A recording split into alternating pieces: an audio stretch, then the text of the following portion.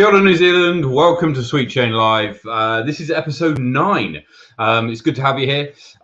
We've got a great show today. We're going to be going through your hot scores for the week. I'll be picking up that disc in a minute. We'll be talking to Grant Chapman from Te Anau Disc Golf. He's been doing some great stuff in the Deep South, and we'll be wanting to hear a bit more from him. Also be previewing nationals and also talking about some upcoming events. So without further ado, we'll get into the hot scores. In Invercargill, Ethan Stout with a 15 under par. Will someone get this man a job? He's been doing many rounds out in Queen's Park, but has also been shooting very well. So well done, Ethan. 15 down, beating out Vincent de Ruyter with a good show at 12 down as well. Over to Dunedin. And Tom Mackay and Team Sweet Chain's Andrew Fleming shot some good rounds with 6 under par. They were beaten out by Cameron Mackey, who shot 7 under par during the week. Across to Queenstown, and it's a lockout. Mikey Yu with 14 under par at the Gardens, and also taking the crown at Tucker Beach with 11 under par. Well done, Mikey Yu. We'll be hoping to carry some of that form into this weekend. At Ely Point, Kyle Martin and Matt Pritchard share the honours with 3 down. And at Lismore, Kyle Martin doing it again with 7 under par, beating around 5 players, including Hayley Flintoff, who shot 4 under during the week. Going across to Christchurch, Isaac Sasanuma Howard hits 14 down for the hot round at Jelly Park, narrowly beating out Ashton Clark with 13 under. And across to Queen's Park Reserve, Louis Stridham shoots the hot round of the week for 6 under par. Up to the capital, and Flavio Mayorga shoots the hot round at Berrenport with 5 under par, closely followed by Jack Mocker with 4 under. Over at the foreshore in Petone, Andy Davey carries on the form from his Middle Earth Open win with a 5 under par at Petone. And up into Upper Hutt, and it's the human highlighter Brady Cush, who shoots 3 under par for the hot round of the week. Up to the mighty Manawatu, and Brock Fraser takes out the crown with a 5 under par, narrowly beating out Ryan Kitto with 3 down. And Conor McKinstry shoots a red-hot 6 under par at Inglewood during the week. McLaren Falls sees Ruben Cossey go 2 under par. And up to Auckland, Rosedale, Steve Jessup takes out the hot round with -1. And finally, Zev Fishman takes out the crown at Woodhill Red Tees with 2 under par. Lovely, some great scores there, some familiar names, but also some new ones. It's also always great to see that. And over the next couple of weeks, a new feature we're going to develop is a best of the year at all of these courses. And we'll be showing that at the end of the show in kind of like a credits thing. You get the idea. Anyway, moving on. Now, I'd like to introduce at this point Grant Chapman from Te Anau Disc Golf. If you've got any questions for Grant as we go along, then feel free to put them in the questions below. Good evening, Grant. Kia ora. How you going, Matt? I'm very well, thank you. How are you? Yeah, very well, thank you. Just had dinner. Kids are in bed. Fantastic, most of them. Fantastic. That's a great place to be. Yeah. So you wanted to come on the show to tell us a little bit about what's been going on in Te Anau. Yeah. Tell us what's been going on in Te Anau. Right. Well, it probably starts with a long time ago that someone decided to put a park not far out of town, and that would be for 60 odd years ago. And about 5 or 6 years ago, a bunch of locals who've never played disc golf before, didn't even know what disc golf was, decided that the park would be a great place to put 9 holes in. So they got together, raised a bunch of cash, got a local engineer to whip up some baskets to spec, but not PDGA approved, of course, and then just whacked them in with some tee pads and just went for it. And amazing. It's very family friendly, that front 9, with some there's a par 5 and some big holes, well over 100 metres and things like that. Pretty technical stuff. And as it grew, it got more popular. They decided to put in a back 9. So they got more funding, big thanks to Southern District Council, Fjord and Lobster, Small Planet, another one, and they put in the Helix baskets RPMs around the back 9, and those are very much more technical. And so that happened in 2017. This is all happening in a town of 2,000 people. 2,000 people. 2,000 people. Wow. And then last year we got some more funding to upgrade the front 9 baskets and put in some B pins.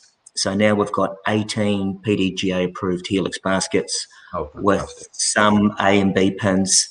And so we've still kept the family friendly aspect to it, especially for the juniors and newbies. And then we've got 3 little extras ones that we can just chuck in there to make it 21 when we need to. And the course is mint. It's mint. Yeah, and for such a small town as well, it's great to see that you've got a top level course that can, as you said, really get the whole town involved and in a very family friendly feeling. That's fantastic. Yes. We see lots of kids. We see lots of grandparents and kids. Whānau cards all playing, and the back 9 is quite sheltered. So even in inclement weather, the back 9, it's almost like a wet weather course. You can play the back 9 and hardly get a drop on you. Yeah. Now, to my shame, I've not been to Anau, so I do have to come down soon. And even you've got a tournament at the end of the year, I think, which is typically run in yeah. Well, what we've run 2 of them in the past 12 or 11, 12 months. Just after COVID, we had the first one. So it's the first one was a winner takes all. So all the player registration purse, which went into one purse. And so that was $1,000 and winner takes all. And that, yes, Mr. Ferrari did himself proud and traded in that pirate treasure for a wee treat for himself. And this year we tacked it on to the end of the Southern Smash, made it just a 1 day, 2 rounds on 1 day. Again, all the player registration money went straight to payout. We paid out to 6th place. We paid out $1,500. And this year, J Dubs, Justin Workman took out all the hundies. And next year, the plan is to pay divisions as well, and at least have 10 people walking away with cash. Every year building it up, and all the money that comes in goes straight out. Brilliant. That's how it is. Yep. Brilliant. And you're in a very picturesque setting. I remember seeing some of the footage from the flex line coverage from last year's tournament, and it just looks beautiful. No, we haven't had flex line yet, but we have put some footage on there, and I'll just on our Facebook page. But it is. It's pretty hard not to come here, play, and want to play 5 more rounds in 1 day. But the body won't let you. But fantastic. And you've got some players from the local region going to nationals this weekend. We've got 3 players from here going. A couple of players who used to live at, I don't want to call Justin Workman a local, but Andy might hit me up about that one. And Echo Lee, she's going. She's had to go up to Geraldine after the COVID thing running through here and being a bit hard on the local economy. So she's now in Geraldine. So I think it's about 5 players going to nationals. And for such a small town, I mean, we're lucky to be where we are, and nationals basically only 2.5 hours up the road. Yeah. So you mentioned that you had an event coming up. Actually, the next week thing is it's relatively informal, but over Easter we've seen that there's nothing on, so we're just going to on Saturday run a skins tournament, and it's $20 a round, And so cards of 5, which makes $100 purse. So 8, so it's $5 on each hole plus a CTP and a longest drive. And so all 5 players, they put into that card purse and then they take from that. So you're generally going to walk away with something, because you can stuff up a few holes and then and then win a double Mando hole, and you can be walking away with quite a bit of money. So but again, it's one of those things where the players put in and the players get it all back. And the philosophy of the very first one we run went back to, we're very lucky to have like support from Wanaka and Queenstown, Dunedin and Disc Golf South and Invercargill, and seeing all those players put in for so long. And again, the old format of a tournament where you get discs and T-shirts and all that sort of stuff. And my heart sort of sometimes went out to some of those players who were picking up their 45th winning disc set, or maybe another bag. And so we wanted to say, hey, look, can we give you $1,000? Like, we want to keep you in the sport. We want to bring you here, and we want our local players to get something out of you. And we want other players to play with you on a card, especially that first card where it's a bit random. So to give something back to those players been putting in for so long, and just give back to them. And it's a funny thing with the last winner, Justin. He won the tournament, and he stayed for a month. So the amount of rounds that he played at the course with the locals and visitors was phenomenal. We had people from even the tennis club saying, "Oh, I want to play with that guy," and the word got around town that we had this dude playing who was just monstering the course, and you've never seen anything like it. And so makes a huge difference. And you put that money up and you put something out there and you get tenfold back. So fantastic. It sounds like it's what you're doing is a great thing down there, and particularly excited to see how you get on the event in Easter. Skins is a slightly different format. You can be a little bit more aggressive and try things you might not do in a competition round. Yes, well, we do have a couple of really aggressive players here, and you think, holy, this could go one of two ways. And then, but when it comes off, you go, if only I could do that. If I could do that 1 in every 100, I'd be doing it. But yeah, you see some of those shots that they pull off, and you go, wow, that's going to win the cash every time. Fantastic. And if people want to get involved, what do they need to do? They can just jump on Facebook. It's pretty casual, this one. There's 2 rounds. There's one at 9. There's one at 9 and one at 2. So you can play either or both. Just turn up. There's no. It's not a major.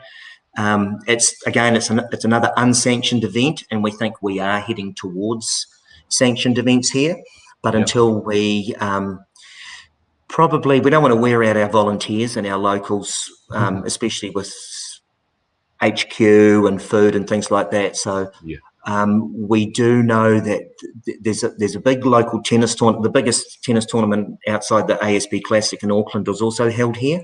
And we know that the community rallies around and puts on an amazing amount of events, and we don't want to ride on their coattails and sort of suck all their energy. We sort of still want to do it ourselves. So we understand that until we sort of get all our processes up and running, and the club at least has 1 year, a full year up and running, we think we're still just finding our feet. So those sanctioned events will come, and we'll work ourselves into 2-day events and things like that. And we know we'll get good support because we already have. And I can't say enough about Wanaka, Queenstown, Dunedin, and Invercargill. The deep south is where it's at. Oh, brilliant. Look, it sounds like you're doing a great job down there, just not just for putting on fantastic events, but also helping out the community. You were telling me earlier, actually, offline, that a lot of the muskets that you used to have that were homemade, they've been reused. Well, the pathway for those baskets, we think, so we've got the 9 baskets that were originally made by a local engineer, and we've got 3 early childhoods a primary school and a college here. So we think that early childhoods get one each, the primary school gets 3, and the college gets 3. The college has already got their own basket, which is great. And it's just to see that pathway and just to have them so we can line up discs for them. We've got that in the pipeline, and to get those baskets into that younger generation and see them coming through. And as if I've got a on Sunday there was a 5-year-old that played on our card, and so he's 10 times younger than me, and he was throwing forehands, backhands, and rollers, and what a sight! I mean, yeah, it was hard. That really is. You've really hit on again something that I think is the absolute key here. And you're fortunate because you've got a relatively small population. Yes. Even by New Zealand standards, it's relatively small. But if you can put baskets in all of the early childhoods, all of the primaries, and in the college, then you've got this consistency of people coming through, right? And every year you've got a fresh batch of people moving through. And it might not be that, in any one year, you might not have anybody who particularly bites and particularly sort of says, okay, this is going to be my thing. But every now and again you will.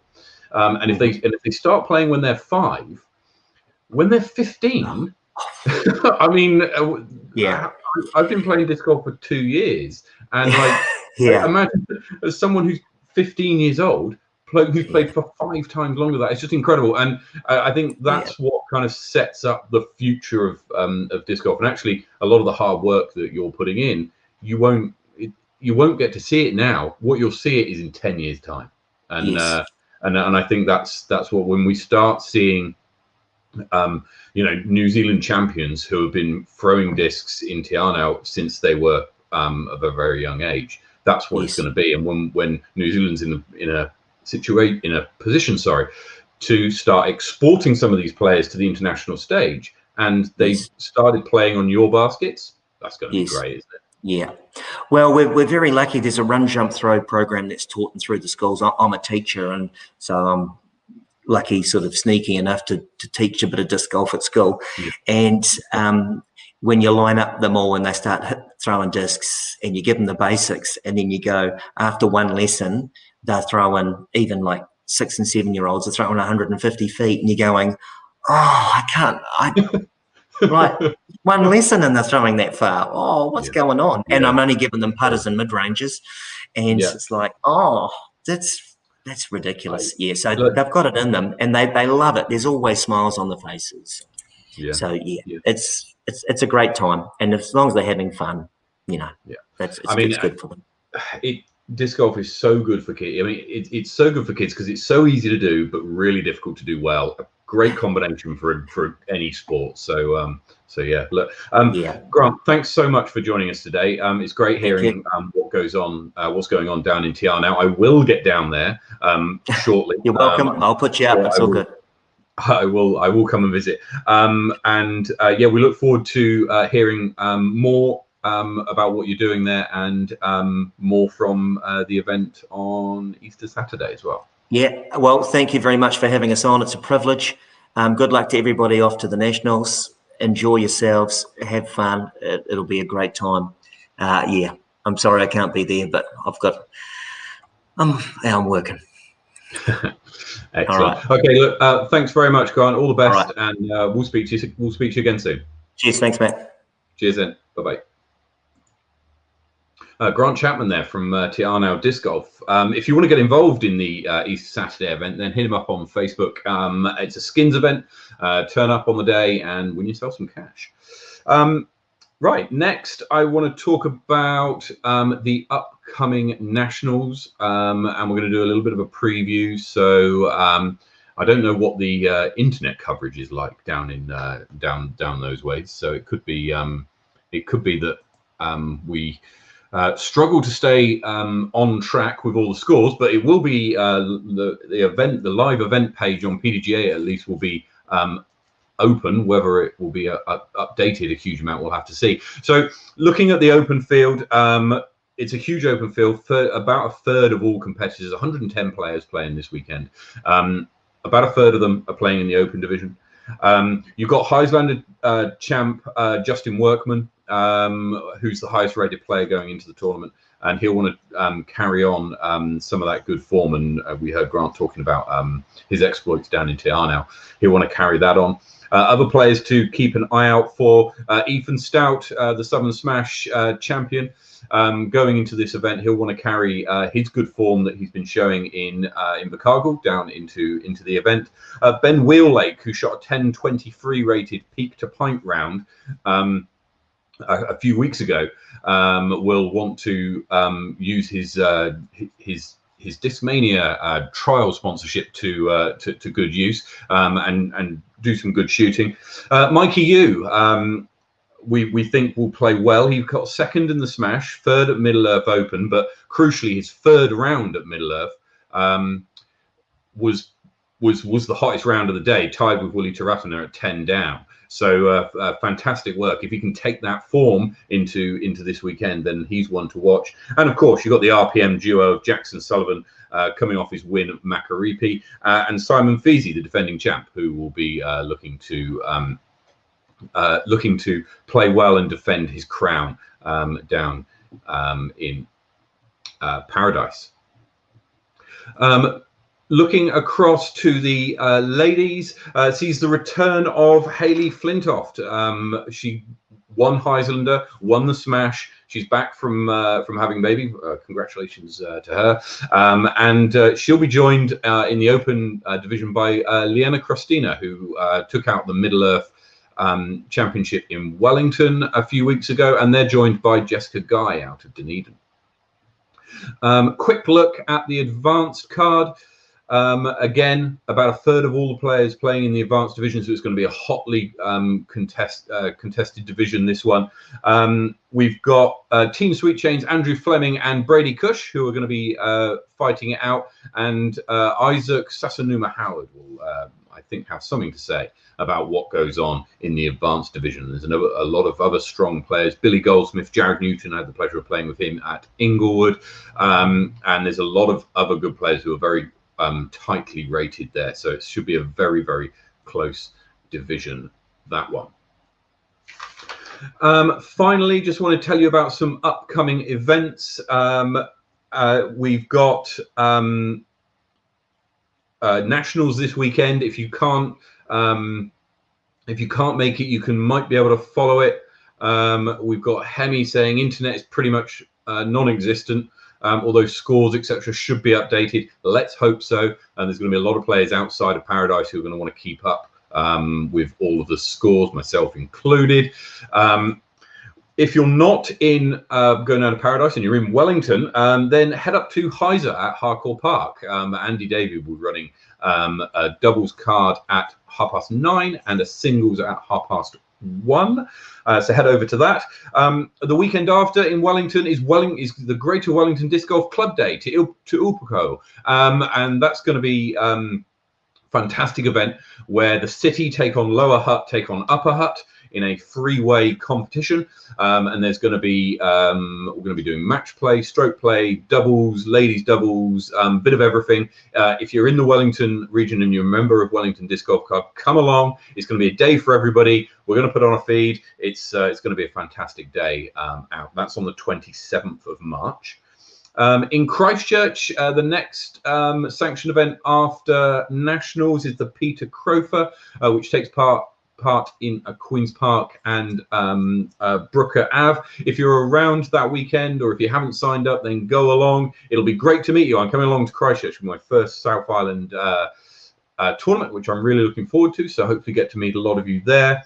And the Women's Global event. All the event has been set up now for both Wellington and Auckland. If you want to get involved in the Auckland event, then speak to Charlotte Dunkley, and if you want to get involved in the Wellington event, speak to Paula Wilson. We've got some two great events being organised for the May the 8th.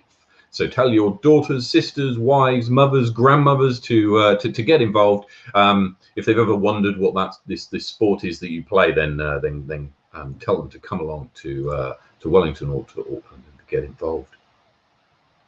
Okay, that's it from me, other than to say, yes, you can have a weather forecast.